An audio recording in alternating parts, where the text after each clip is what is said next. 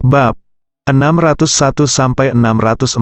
Tepat ketika pukulan Li Fugui yang seolah mampu membelah dasar laut hendak menimpa wajah pemuda berbaju putih itu, terdengar suara seperti kacang goreng di tubuh Li Fugui.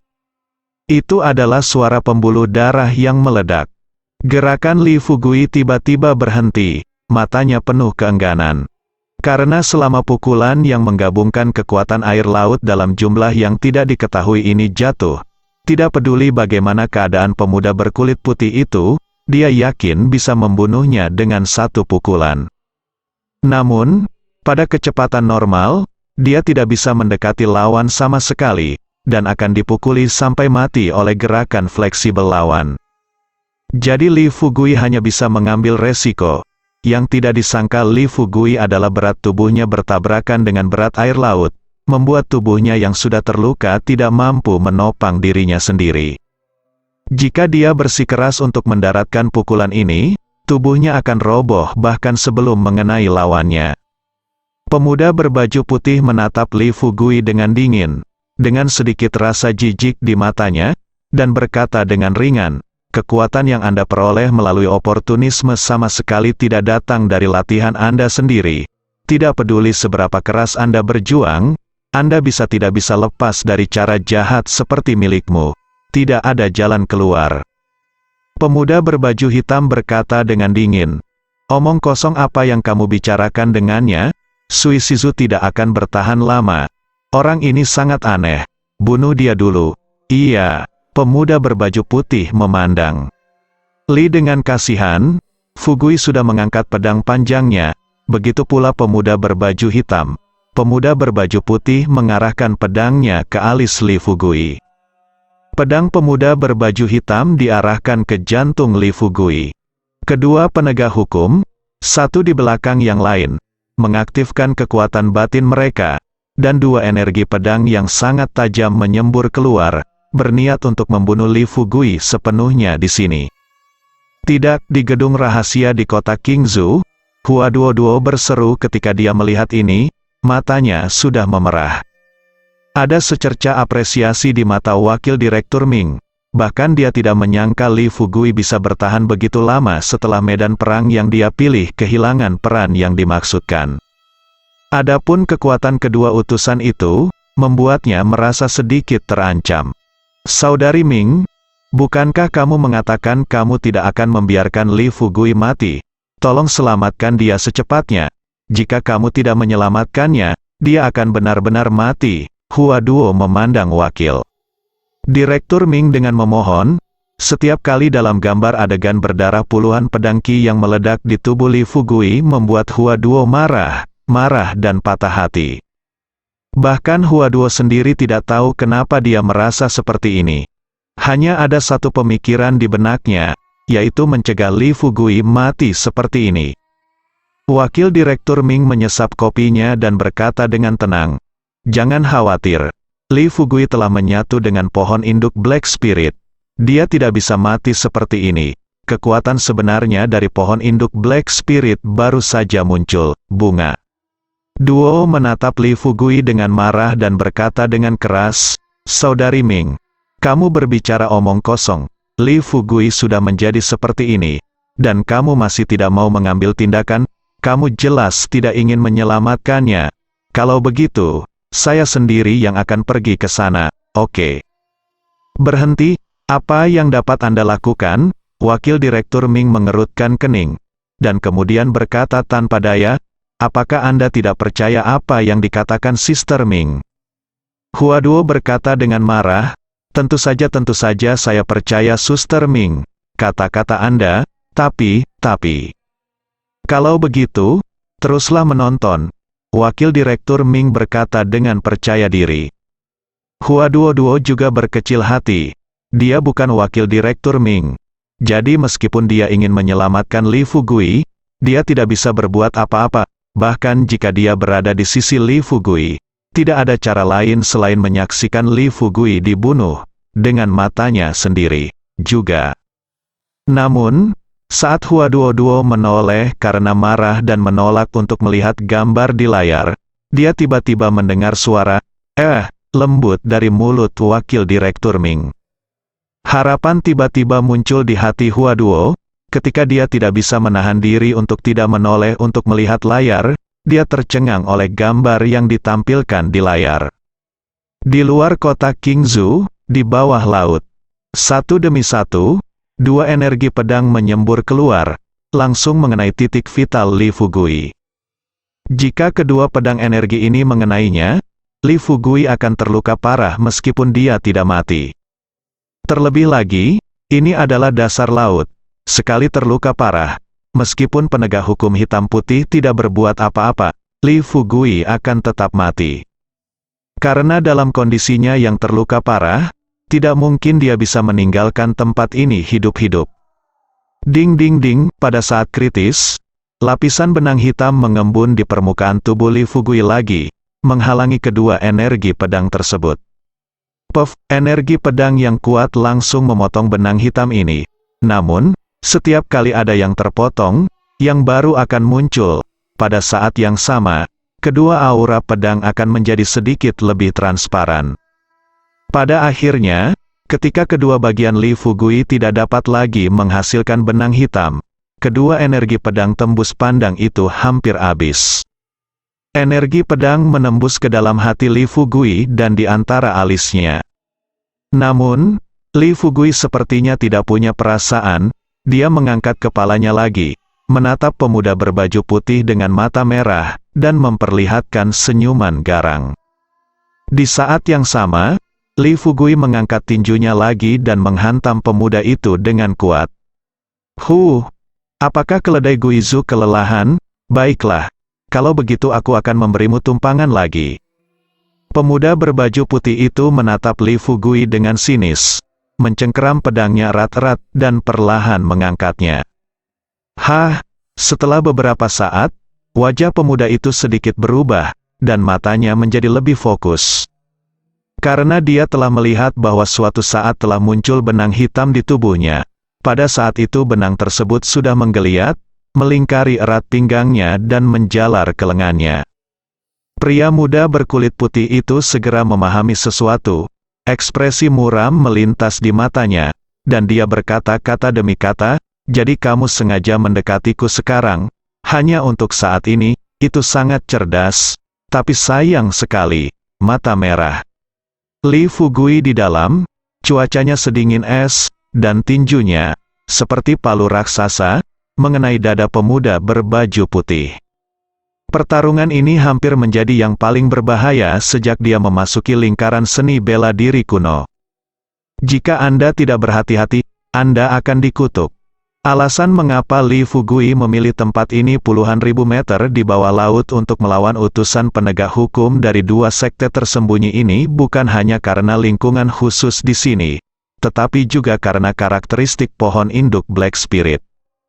Hanya ketika sebuah pohon bertemu dengan air, ia dapat tumbuh dengan subur dan tumbuh menjadi pohon raksasa yang menjulang tinggi. Belum lagi, yang menyatu dengan Li Fugui adalah pohon induk Black Spirit. Li Fugui sudah menebak ciri-ciri pohon induk Black Spirit, yaitu menelan segalanya.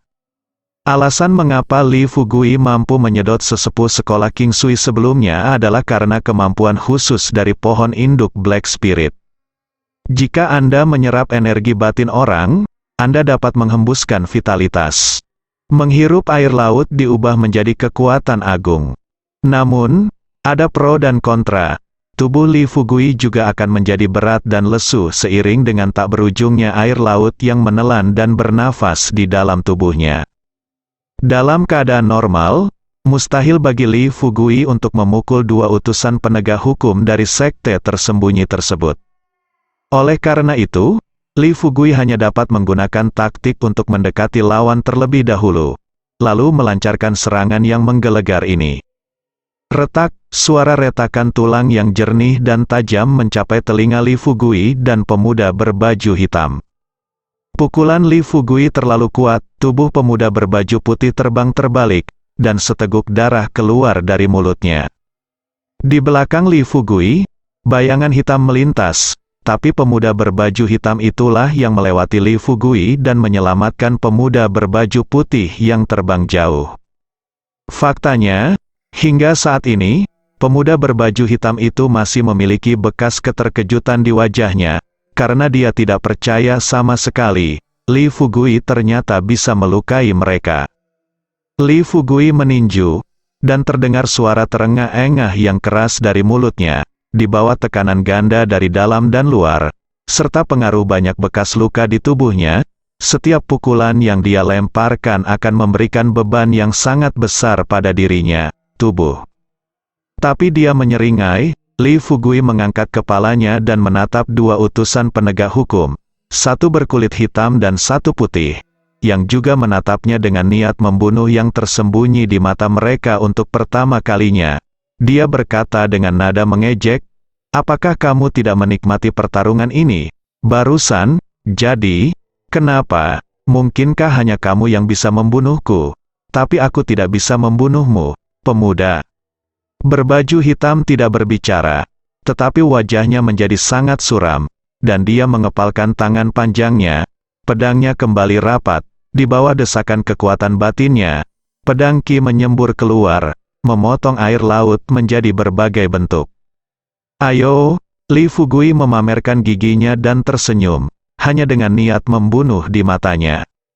Pemuda berbaju hitam menjentikkan pergelangan tangannya, dan mengarahkan pedang panjangnya ke arah Li Fugui. Pada jarak ini, dia bisa menghadapi Li Fugui dengan tenang. Tapi saat dia hendak bergerak, tiba-tiba, ekspresi pemuda di hitam tiba-tiba berubah. "Papa ayah," suara yang intens dan tajam terdengar satu demi satu, dan pakaian hitam yang dikenakan oleh pemuda berpakaian hitam hampir seketika hancur dan retak oleh tekanan yang menakutkan, berubah menjadi potongan-potongan halus dan meleleh di tengah air laut. Hal yang sama berlaku untuk pemuda berkulit putih. Wajah pemuda berbaju hitam berubah drastis untuk pertama kalinya. Ia menatap Li Fugui dalam-dalam, lalu meraih pemuda berbaju putih itu dan terbang ke atas. "Mau pergi?" Li Fugui tertawa galak. Ia menginjak kakinya dan terbang ke atas. Namun dibandingkan dengan kecepatan kedua orang tersebut, kecepatan menyelamnya saat ini bisa disebut kecepatan kura-kura. Namun saat kedua pemuda itu, satu berkulit hitam dan satu putih, hendak meninggalkan pandangan Li Fugui tiba-tiba menutup matanya. Saat berikutnya, mata Li Fugui terbuka, tetapi tidak ada warna merah tua, melainkan warna hitam pekat yang dalam dan aneh. Pastinya, Li Fugui berteriak dengan suara yang dalam. Dalam sekejap, dua pemuda, satu berkulit hitam dan satu putih, yang sudah agak menjauhkan diri dari Li Fugui, merasakan paksaan yang tak tertandingi sedalam laut, turun langsung ke jiwa dan tingkat spiritual mereka. Keduanya menjadi kaku dan berhenti di tempatnya. Li Fugui mengejar mereka berdua tanpa ekspresi. "Ini jelas bukan milikmu." Pemuda berpakaian hitam itu menoleh dan menatap Li Fugui dengan ngeri, merasa tidak masuk akal di dalam hatinya. Sebagai utusan penegak hukum dari sekte pertapa yang dipilih dengan cermat, mereka benar-benar jatuh ke tubuh prajurit kuno biasa hari ini. Tentu saja, para pejuang kuno yang mampu memaksa mereka ke situasi seperti itu, meskipun mereka memanfaatkan lingkungan, tidak dianggap biasa. "Itu pohon induk spiritual hitam," pemuda berbaju putih tiba-tiba berkata. Wajahnya pucat, manik-manik anti air tidak berpengaruh saat ini, basah kuyup oleh air laut, ditambah dengan tekanan yang berat, wajahnya sangat pucat dan terdistorsi. Pemuda berbaju hitam menatap Li Fugui dengan wajah muram, dan sambil memimpin pemuda berbaju putih itu ke permukaan, dia berkata, "Tentu saja aku tahu. Tapi meskipun pohon itu menyatu dengan pohon induk Black Spirit, itu tidak mungkin mengendalikan kesadaran pohon induk Black Spirit." Pemuda itu menatap Li Fugui dengan mata yang rumit dan berkata, "Pergi dari sini dulu, selama kita pergi dari sini, kita bisa membunuhnya. Sekali lagi, jika kamu ingin pergi, apakah sudah terlambat?" Suara Li Fugui bergulir ke depan, wajahnya sudah penuh bekas luka. Tapi matanya yang gelap dan dalam itu membuat orang bergidik. Pemuda berbaju hitam mengangkat bibirnya sedikit dan berkata dengan sinis, bisakah kamu menyerang seperti itu untuk kedua kalinya? Selama kita pergi dari sini, kita tidak akan terkalahkan. Tetapi kamu ditakdirkan menjadi anjing tersesat, menunggu untuk mati. Jadi, apakah menurutmu kamu masih bisa pergi? Li Fugui tersenyum dingin dan berkata, mengenai pertanyaanmu, aku bisa menjawabmu sekarang, tentu. Boom! Tekanan yang menakutkan datang lagi. Tiba di tingkat jiwa pemuda berkulit hitam dan pemuda berkulit putih, mata mereka langsung menjadi kusam, seolah-olah mereka dalam keadaan vegetatif, berdiri tak bergerak di posisi semula. Li Fugui memanfaatkan kesempatan itu untuk terbang, meski kecepatannya tidak secepat mereka berdua. Selama dia tidak mengumpulkan tenaga untuk mengambil tindakan, dia tidak akan merasa berat. Oleh karena itu, setiap kali dia mengucapkan kata-kata itu, kata "ding", dia akan sangat terpengaruh, lebih dekat dengan dua utusan penegak hukum. Seperti kali ini, ketika pemuda berkulit hitam dan pemuda berkulit putih sadar, mereka terkejut dan wajah mereka penuh kebingungan, karena orang yang paling tidak ingin mereka temui sudah dekat. Li Fugui menatap mereka berdua dengan ekspresi yang sangat dingin. Dia mengulurkan tangannya dan meraih pergelangan kaki pemuda berbaju hitam itu, seperti hantu air dalam cerita hantu. Ekspresi pemuda berbaju hitam berubah drastis, dan dia sangat ingin bangkit. Namun, pada saat ini, jantungnya berdetak kencang, karena seringai muncul di sudut mulut Li Fugui, dan kemudian sebuah kata yang memberinya mimpi buruk terdengar lagi di telinganya. Tentu, tepat ketika jiwa dan roh pemuda berkulit hitam dan pemuda berkulit putih sepertinya mengalami pukulan berat. Dalam keadaan linglung, mereka mendengar Li Fugui berbicara pada dirinya sendiri. Kamu bukan satu-satunya yang tahu cara menggunakan metode ini. Wajah Li Fugui dingin, bahkan dengan sedikit kekejaman, dia meraih pergelangan kaki pemuda berbaju hitam, seperti hantu air sungguhan, dan melemparkannya dengan keras. Dan tubuh mereka hancur dan terlempar kembali ke bangunan bawah air kuno seperti bola meriam. Pada saat yang sama, di dalam gedung rahasia di kota Qingzhou, pertarungan yang bagus Hua Duo telah berubah dari kemarahan menjadi kegembiraan, dan setelah terlihat terkejut, dia menjadi sangat bersemangat. Karena dia tidak pernah menyangka Li Fugui bisa menang setelah mengalami pukulan hebat. Ini luar biasa, Anda harus tahu bahwa mereka adalah super jenius yang dipilih dengan cermat dari dua sekte tersembunyi. Faktanya, ini bukan hanya bunga.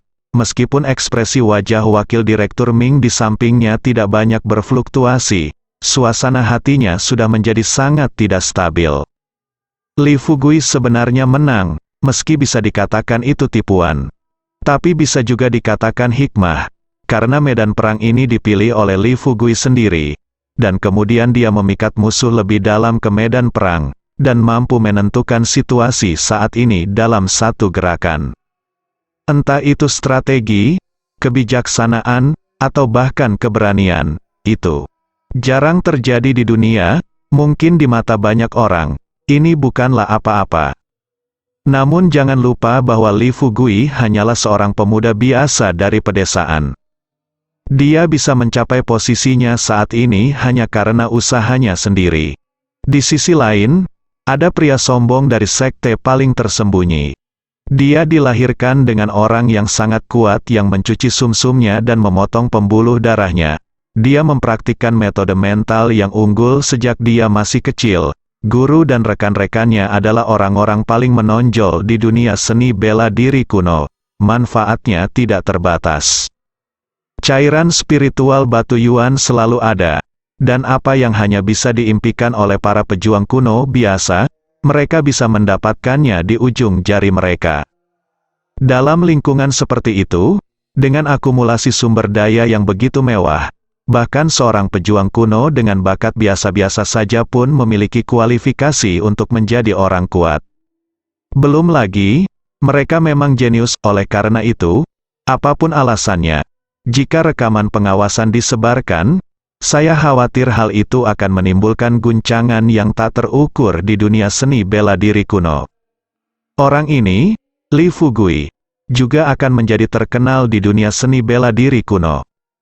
Wakil Direktur Ming memandangi wajah gila Li Fugui, matanya yang indah dipenuhi cahaya. Evaluasi Li Fugui di hati saya semakin meningkat. Orang ini memiliki potensi tak terbatas dan dapat digunakan untuk tujuan besar. Melihat keseluruhan game ke-6, jika Anda ingin menemukan seseorang sebaik Li Fugui, Anda tidak akan dapat menemukan beberapa. Wakil Direktur Ming tiba-tiba berdiri dan berkata, "Kita tidak bisa menunggu lebih lama lagi. Saya ingin pergi ke sana. Duo, apakah kamu akan pergi?" Hua Duo bertanya dengan bingung. "Saudari Ming, bukankah Li Fugui sudah menang? Apakah kamu di sana? Apa lagi yang akan kamu lakukan?"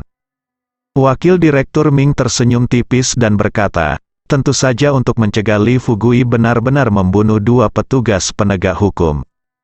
Hua Duo tiba-tiba berkata dengan tidak senang, "Saudari Ming, di mana dengan orang-orang sepertimu? Li Fugui baru saja akan mati. Aku mohon, aku tidak melihatmu mengatakan hal seperti itu. Tapi sekarang kedua bajingan itu akan mati, dan kamu harus menyelamatkan mereka. Kamu sedang di mana?" Wakil Direktur Ming tersenyum lembut dan berkata, Duo, kamu terlalu memikirkan Li Fugui. Bukankah kamu jatuh cinta padanya?" Wajah Hua Duo memerah, dan dia berkata dengan malu, "Saudari Hua, kamu mengatakan itu lagi. Aku akan mengabaikanmu."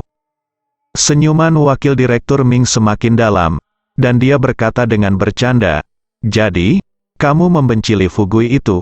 Kalau begitu, saya hanya mengambil kesempatan ini untuk menyingkirkannya." "Saudari Ming, kamu tidak bisa membunuhnya." Hua Duo terkejut, dan buru-buru membuka mulutnya terlepas dari rasa malunya. Namun, ketika Hua Duo melihat ekspresi setengah tersenyum di mata Wakil Direktur Ming yang bisa melihat ke dalam hati orang-orang, wajahnya menjadi malu dan dia merasa terbakar. Wakil Direktur Ming tersenyum, mengetahui bahwa jika dia mengucapkan beberapa kata provokatif lagi, Hua Duo mungkin akan jatuh. Jadi dia tersenyum dan berkata, "Sebenarnya, utusan penegak hukum dari 2 sekte tersembunyi yang saya datangi untuk menyelamatkan adalah untuk demi Li Fugui." "Kenapa?" Melihat Wakil Direktur Ming mengganti topik pembicaraan, rona merah Hua Duo sedikit memudar dan berkata dengan bingung, "Jelas mereka akan membunuh Li Fugui. Mengapa kamu menyelamatkan mereka? Demi Li Fugui?" Wakil Direktur Ming berkedip dan berkata, "Bukankah ini sederhana? Kedua orang itu memiliki identitas yang luar biasa. Jika mereka mati di tangan Li Fugui, dan komandan divisi lainnya datang untuk menyelidiki, bahkan saya tidak akan dapat melakukan apapun. Kami tidak bisa menyelamatkan Li Fugui." Hua Duo sebenarnya memikirkan hal ini, tetapi dia bertanya dengan lebih cemas, "Tetapi jika Anda membiarkan mereka pergi, mereka tidak akan menyerah." Wakil Direktur Ming menggelengkan kepalanya, melihat keluar jendela, dan berkata perlahan dengan bibir merah, Saya tidak mengerti orang-orang sombong ini. Selama mereka masih hidup, dalam pandangan mereka, dikalahkan oleh Li Fugui sungguh memalukan. Oleh karena itu, mereka tidak akan pernah menggunakan kekuatan lain untuk menghadapi Li Fugui. Mereka hanya akan menantang Li Fugui secara terbuka. Simpan reputasimu dan buktikan dirimu. Hua Duo mendengus dingin dan berkata, "Saya tidak mengerti apa yang dipikirkan orang-orang ini. Singkatnya, Sister Ming, Li Fugui adalah anggota kami di game ke-6. Apapun yang terjadi, kami bisa jangan biarkan dia memakannya. Rugi." "Itu wajar. Bagaimana Sister Ming bisa membiarkan orang yang sangat kita sayangi Duo menderita? Nah, ini waktunya untuk pergi," goda wakil. Direktur Ming, lalu membawa Hua Duo bersamanya, meninggalkan gedung rahasia ini. Sisi lain, di luar kota Qingzhou, puluhan ribu meter di bawah laut. Li Fugui tidak tahu bahwa setiap gerakannya telah diawasi oleh wakil kepala Ming tentu saja. Bahkan jika dia mengetahuinya saat ini, dia tidak akan peduli. Dia hanya punya satu ide sekarang. yaitu membiarkan kedua putra surga yang sombong ini merasakan apa artinya marah dan memerciki darah 5 langkah. Memang benar, dia tidak lebih dari seorang anak desa. Tapi kehidupan anak desa juga adalah hidupnya, bukan? Di antara bangunan kuno, pemuda berbaju hitam membuka matanya dengan ekspresi kesakitan di wajahnya, seperti pemuda berbaju putih, wajahnya sepucat kertas, dan seluruh tubuhnya agak cacat dan bengkok setelah terjepit oleh tekanan yang sangat besar. Setelah kehilangan perlindungan dari manik-manik penghindar air, keduanya jelas tidak dapat melakukan apa yang mereka inginkan dalam lingkungan seperti itu, dan mereka tidak dapat bergerak. Nyatanya, baik pemuda berkulit hitam maupun pemuda berkulit putih masih diliputi rasa tidak percaya yang mendalam atas kejadian yang tiba-tiba tadi. Menurut asumsi mereka, membunuh Li Fugui dalam efektivitas manik-manik penghindar air hanyalah hal yang mudah. Sekalipun tidak mungkin dilakukan, tetap saja mudah untuk melarikan diri dan pergi. Namun sayangnya, dalam hal inilah kedua lelaki surga yang sombong itu justru terbalik. Semua karena ledakan kekuatan mental menakutkan Li Fugui yang tiba-tiba. Sebagai putra kebanggaan dari sekte paling tersembunyi, mereka berdua secara alami tahu bahwa ini bukanlah apa yang bisa dimiliki oleh Li Fugui sendiri. Karena mereka dapat melihat secara sekilas bahwa keadaan sebenarnya Li Fugui bahkan belum menembus alam bawaan. Alasan mengapa ia bisa menunjukkan kekuatan tempur yang luar biasa adalah karena perpaduan pohon induk Black Spirit. Bukannya mereka berdua belum pernah menemui hal seperti ini. Namun ini memang pertama kalinya mereka bertemu dengan seseorang yang aneh dan sekuat Li Fugui sejak mereka menjabat. Jadi mereka tidak bisa mengerti, bahkan lebih tidak bisa diterima. Li Fugui berjalan menuju mereka berdua selangkah demi selangkah.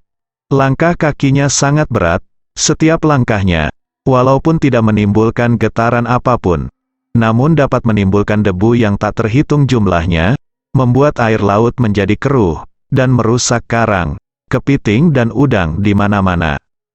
Ketika Li Fugui berjalan selangkah demi selangkah di depan dua pemuda, satu berkulit hitam dan satu putih, mata Li Fugui dingin dan dia mengangkat tinjunya lagi. "Kamu tidak bisa membunuhku," pemuda berbaju hitam tiba-tiba berbicara dengan susah payah. Saat dia mengatakan ini, wajahnya menjadi biru dan putih. Karena kata-kata seperti itu tidak diragukan lagi sangat memalukan bagi seseorang dengan statusnya. Tapi dia harus mengatakannya, karena dia yakin Li Fugui benar-benar berani membunuh dua orang di tempat seperti itu. Dibandingkan dengan kehidupan, sedikit rasa malu bukanlah hal yang tidak bisa diterima. Bagaimanapun, Anda hanya memiliki satu kehidupan, tetapi ada banyak cara untuk menghilangkan rasa malu. Ada cibiran di sudut mulut Li Fugui, tapi dia berkata dengan mata yang dalam, "Saya bisa mengerti bahwa Anda memohon belas kasihan." Sudut mulut pemuda berpakaian hitam itu bergerak-gerak, dan dia berkata perlahan, "Tentu saja tidak." "Hah? Apakah kamu di sini? Apakah kamu bercanda? Konsekuensinya akan serius." Mata Li Fugui sedikit dingin, dan tinjunya mengepal dengan kekuatan besar, menghantam kepala pemuda berbaju hitam. Pada titik ini, kebaikan dan belas kasihan wanita manapun tidak ada gunanya. Karena kedua orang ini berencana membunuhnya sejak awal. Tentu saja, Li Fugui tidak punya alasan untuk bersikap toleran terhadap musuh hidup dan mati. Boom! Tubuh pemuda berpakaian hitam itu terguncang dengan keras, dan kakinya terendam dalam lumpur tebal di dasar laut seperti tumpukan yang didorong oleh kekuatan pukulan. Namun, pukulan mengerikan Li Fugui tidak membunuh pemuda berbaju hitam itu. Baru saja, tepat pada waktunya, pemuda berbaju hitam mengangkat tangan kanannya dan merentangkan telapak tangannya, memperlihatkan sepotong batu giok yang memancarkan cahaya putih kabur. Setelah pukulan Li Fugui mengenai potongan batu giok putih ini, itu terserap seluruhnya. Seperti yang diharapkan dari murid jenius dari sekte dunia tersembunyi, ada begitu banyak hal baik. Li Fugui menyeringai dan mengatakan sesuatu dengan emosi. Tetapi saat berikutnya, matanya menjadi lebih tajam, dan dia meninjunya lagi dengan pukulan yang menakutkan. Pukulan, lalu. Pemuda berbaju hitam mengulangi trik lamanya. Tetapi Li Fugui memukul satu demi satu akhirnya. Setelah lebih dari 10 pukulan, potongan putih itu retak. Pemuda berbaju hitam itu pertama kali merasa marah di dalam hatinya.